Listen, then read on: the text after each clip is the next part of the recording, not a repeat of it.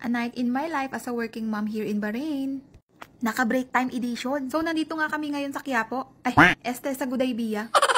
Dito nyo lang naman matatagpuan ang pagkadami-daming Pilipino. So, ngayon ay kakain tayo ng pambansang pagkain. Nariyan nga pala yung mga menu nila sa taas. Dito nga pala yung una nilang store. Then, meron din sila sa kabila. At ito naman si Mr. Grillman. Syempre, kasama ko nga pala si Diwata. Huwag kayong malito, hindi yan Diwata ng Paris. Kung di siya ay si Diwata ng shawarma. Ha! Be, ang pangit nung tawa. Ha! Lumipat kami ng upuan ni Diwata. Dahil nga masyadong maganda si Diwata, ay pinagkakaguluhan siya dun sa kabila. At dumating na nga yung order naming shawarma. Masaya naman ako sa shawarma kasi libre lang. Bali yung in-order pala namin ay mix. Chicken at beef na siya. Tapos may kasama na rin siyang fries. For only 2 dinar at meron na pala yung cheese. Good for sharing nga pala to kung di ka malakas kumain. Syempre bigyan natin yun ng libre. Ang bigat nga sa tiyan ng shawarma at ako'y busog na. Meron pa nga kaming natira. Sabi ko kay Diwata ay aalis na kami.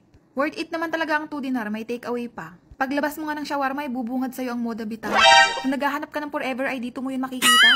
Sila lang naman ang may forever clearance at forever sale dito. Nagsimulay na lahat-lahat ng magkakarelasyon nandito pa rin to.